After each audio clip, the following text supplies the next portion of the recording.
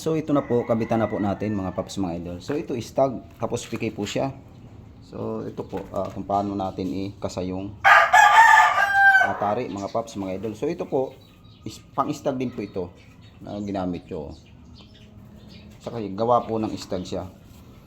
Pag ako po kasi kalimitan dapat pagka ganito stag din po na sapin at tari. Kasi po malaking advantage po yun pagka ganun ang gawin natin. Gawa ng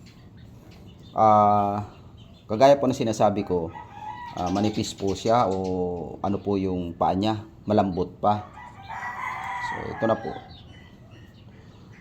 Kung maaari lang po, wag natin masyado kapalan yung lagay ng sapin. Kailangan pang karaniwan lang. So ibababa na po natin. Kasi pag makapal, hindi rin po maganda kung makapal masyado. Yung regular lang natin na kabit. So ito po, pili na. Pangkaraniwan po, madalas ko pong sinasabi, pangkaraniwan, pantay misa po ako. Kasi mahalaga po yung para paglapat ng tari, pantay po siya. Hindi siya angat, hindi rin bababa. Ito po, yung leader bolts, yan, malaki pong clearance ang nilalagay ko rito. So ito po, tandaan natin piki. Ayan po yung setting ko sa piki. Kabit ng leader bolts. So ito po, pwede na natin. Ayan. Pwede na natin ito ituloy mga paps mga idol. Ang ano ko po rito, ganun pa rin po. Ganun pa rin po yung lapat ng sapin. Kailangan po may clearance po yan. Kasi ito po bata, masilan po ito eh. So pagka sinakal natin yan, yung tahid na yan, yan ang cause na mag-ano po siya.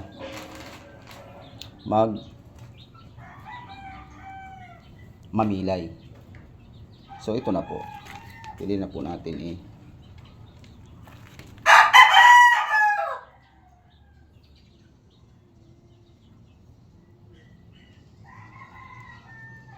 ito po piki. So ayan po, nalagay na po natin yung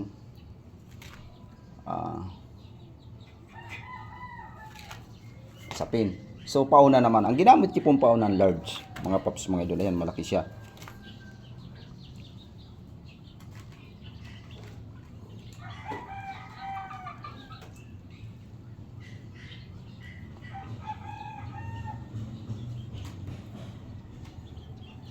So ito na po, okay na po. Yan, ikabit na po natin. Ito po yung mahalaga na large ang kinabit ko. Importante po ito. Alam niyo po kung bakit. Kasi piki siya.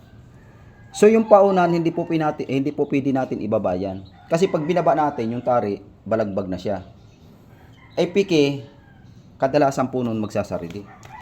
So sa ganito pong lapat ng ano natin, paunan, na dapat po yung paunan, di bali ka pong pumantay po rito o umangat ng kaunti dito po sa ano na to. Huwag ka lang bababa kasi nga piki ito.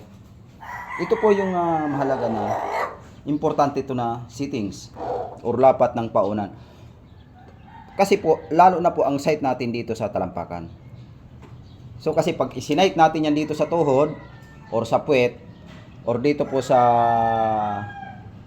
tahid, pagka ang masyado baba yung pauna natin, masyado na po siyang balagbag or malayo na po yung lapat ng tari mga paps mga idol. Ito po yung kainaman ang settings ko sa talampakan. Kasi po, konting adjustment lang. Hindi na tayo para mahirapan. Ayan lang po, ito lang pong paunan. I-adjust ko dyan. Kahit dito po sa pin, wala ka na adjustment. So, pag stag lang, yun lang, nagkaroon lang po tayo ng adjustment. Gawa ng stag siya. Siyempre, ang gagamitin natin na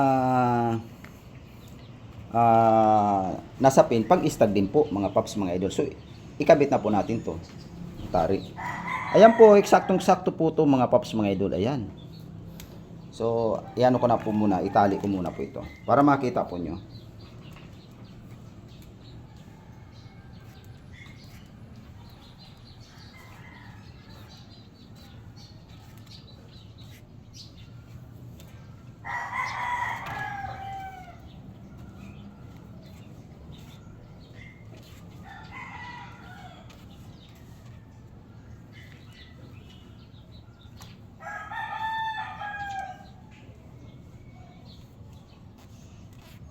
Dinahandahan ko lang po para sa mga baguhan madali sundan. So ayan, 10 lang po yan. 10 dito sa baba, 10 rin po sa taas. So ayan na po mga paps mga idol. So ayan po yan. Ang site natin sa talampakan. So napakadali po nung ano natin, yung adjustment na tinatawag pagpiki ang paa ng manok. Pagsakang madali rin po yan.